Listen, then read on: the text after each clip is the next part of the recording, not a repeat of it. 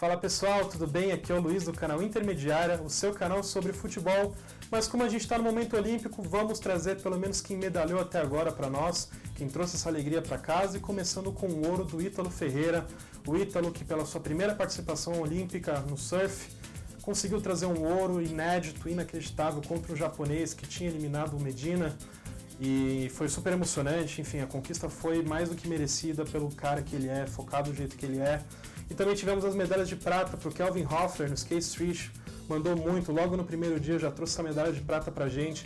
A fadinha Raíssa Alves, apenas 13 anos, todo mundo torcendo por ela, acredito que você na sua casa também deve ter comemorado muito. É a pessoa mais jovem a medalhar com a bandeira do Brasil, gente. Então, assim, futuro brilhante pela frente, muitas Olimpíadas, com certeza, vai medalhar muito mais pra gente. Também medalha de prata ela, a Rebeca Andrade, super emocionante, todo mundo comemorou muito, Galvão chorou, Daiane Santos chorou, enfim, uma comoção gigantesca. Ela poderia, inclusive, ter sido ouro, mas não conseguiu por um detalhe numa aterrissagem, mas a medalha de prata é gigantesca, conforme ela é, enfim, merecidíssimo, sem julgamento, sem critérios, merecido. Também tivemos as medalhas de bronze para o Daniel Cragninho, judô, até 66 quilos, mandou super bem.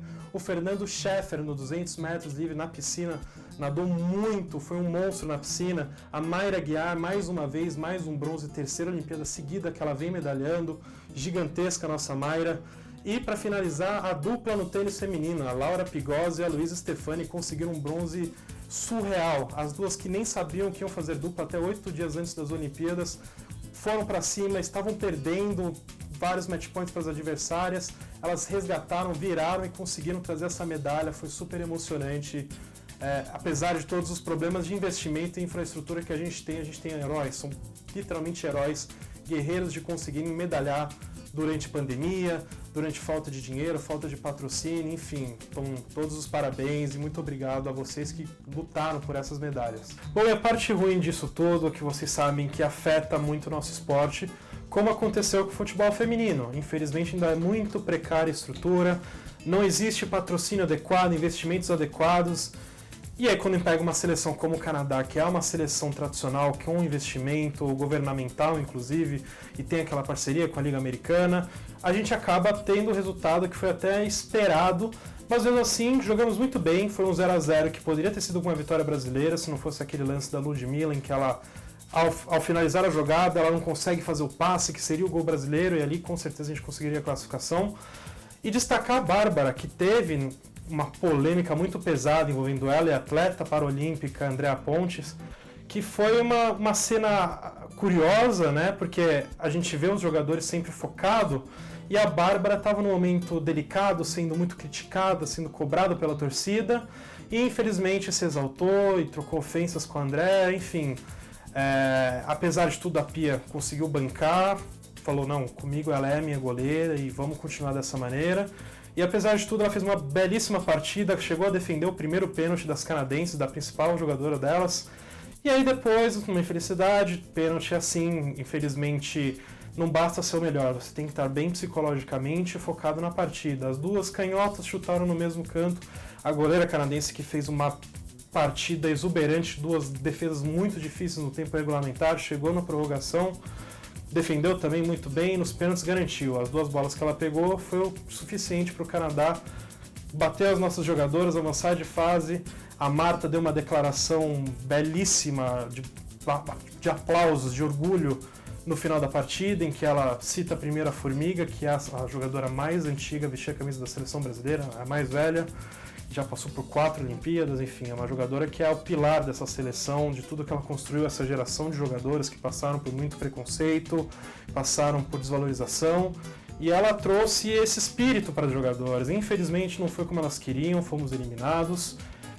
O que fica é a lição, que nós precisamos de investimento, nós precisamos que a CBF, que já começou a fazer um trabalho interessante no futebol feminino, obrigando para que os times masculinos tenham as suas equipes femininas envolvidas, caso contrário não conseguem participar de competições masculinas. Então assim, os clubes hoje são obrigados a terem um elenco feminino. E isso já é um começo, isso já faz com que as jogadoras tenham mais opções.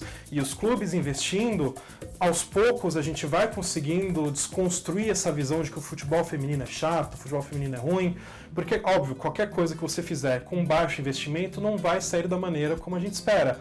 E essas meninas fizeram o possível e impossível, conseguiram trazer honra, jogaram até melhor que as canadenses, enfim. A gente tem que bater palma para essas meninas, foram históricas, foram heróicas, e a gente acredita então com esse trabalho que está sendo feito, é pouco, é muito pouco, mas pelo menos é alguma mudança significativa dentro do cenário do futebol feminino, e que a gente, a partir desse momento, cria uma geração de jogadoras e que as meninas se espelhem, que a gente consiga trazer essas meninas a fazerem peneiras nos clubes de futebol feminino, a se interessarem, a se profissionalizar pelo futebol feminino. Enfim, a gente tem um exemplo hoje do Palmeiras, do São Paulo, do Flamengo, que até 2 anos atrás não tinham tanta competitividade e conseguem bater de frente com o Avaí, Kinderman, que é, junto com o Corinthians, as equipes mais tradicionais do futebol brasileiro, que conseguiram ganhar e fizeram uma baita estrutura nos últimos anos. E o recado da Marta é esse: não cobrem das nossas jogadoras fizeram o que elas poderiam fazer. Tem que cobrar de quem não investe, de quem não está participando, quem não está projetando dinheiro. E, infelizmente, é assim que funciona. Se não há dinheiro, não há estrutura. Se não há estrutura, não há retorno técnico. E não havendo retorno técnico, não tem público, não tem apelo. E isso é uma mentalidade que a gente precisa mudar. Isso é algo que nós, torcedores, precisamos acostumar que sim, o futebol feminino tem as suas diferenças para o futebol masculino. E a gente tem que entender que sem apoio essas meninas não vão conseguir entregar o que a gente espera, como os Estados Unidos hoje entregam, porque a Liga Americana é super desenvolvida. Nos Estados Unidos, inclusive, o futebol masculino é inferior ao futebol feminino em termos de projeção. Hoje talvez esteja pareando, mas enfim, a gente precisa dar as condições para que essas meninas desenvolvam esse trabalho. E aí, quando a Marta diz essas palavras, não cobrem das nossas meninas, cobrem de quem não está investindo no nosso esporte, eu espero que isso faça com que a gente consiga refletir um pouco mais do que o que está sendo feito é o que dá para ser feito. E a Pia, uma baita treinadora, que tem feito resultados, tem trazido novas estruturas, um padrão tático que a gente nunca viu. Era raro de se ver um padrão tático tão bem definido no futebol feminino, na nossa seleção. E ela consegue trazer a Marta para ser a cabeça dessa seleção, e a Marta foi. Infelizmente a gente não sabe até quanto a Marta vai durar, né, gente? Talvez nas próximas Olimpíadas a gente já não tenha mais ela, enfim. A gente vai ter que buscar outras maneiras de protagonismo e fazer com que essas jogadoras cresçam para que a gente consiga substituir. Não vamos esquecer que a Marta tem 6 bolas de ouro, é a maior jogadora da história do futebol feminino, assim, sem sombras de dúvida, de longe. E a gente tem, quando uma pessoa com a Marta fala, a melhor coisa que a gente pode fazer é ouvir. No mínimo, prestar atenção nas palavras dela.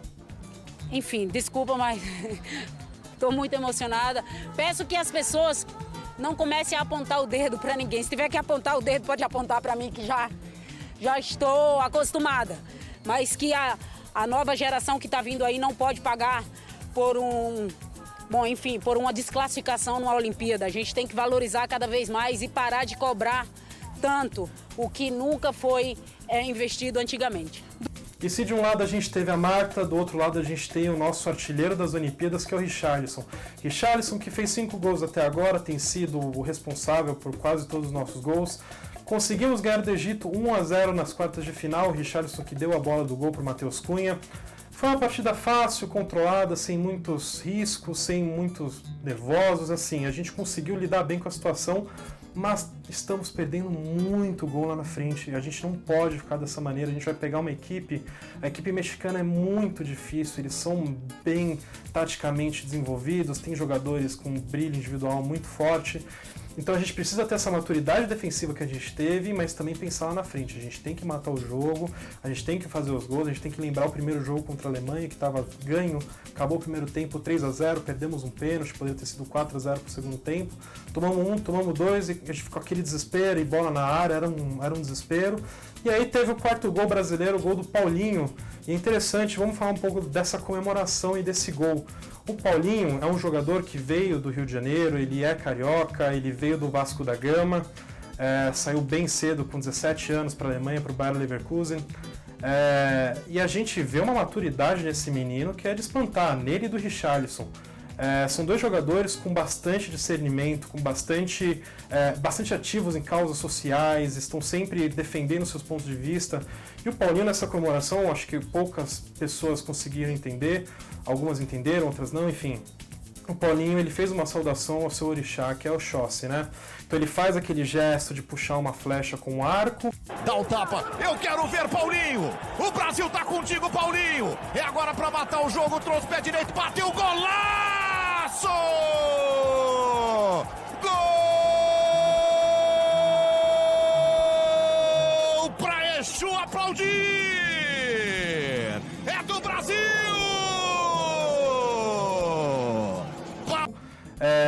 E isso mostra uma coisa que a gente não tinha pensado ainda, né? Essas Olimpíadas têm servido para a gente entender bastante dos nossos, não só causos sociais, como os problemas de preconceito, como os problemas de intolerância religiosa, enfim. E quando ele traz isso à tona, a gente consegue ver que um menino desse, ele tem uma boa cabeça e tem essa direção de lutar pela sua causa, né? E luta pela sua religião e pelo seu espaço e pelo seu respeito.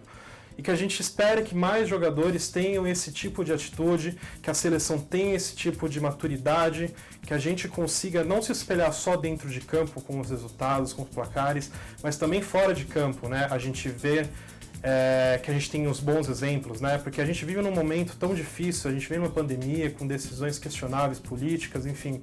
É importante a gente se posicionar, a gente usar o futebol com milhões de pessoas assistindo umas Olimpíadas para passar essa mensagem de respeito, essa mensagem de tolerância e de que a gente deve ter essa tolerância não só racial, não só sobre o seu sexo, o seu gênero, mas enfim, mas também religiosa. A gente tem muitas religiões no Brasil, a Umbanda é uma delas e sofre bastante preconceito, bastantes ataques, e é bom a gente ver um menino desse passando essa mensagem para todo mundo. Espero que a gente consiga refletir um pouco mais sobre isso e que essa maturidade traga para dentro de campo e a gente resolva a partir dos próximos jogos, a gente consiga sair com essa medalha e sair também aprendendo algumas coisas, né, que a gente consiga refletir, né? Então, para a seleção brasileira, eu desejo toda a luz e muito axé e espero que a gente saia com essa medalha de ouro. Tchau, um beijo para todo mundo.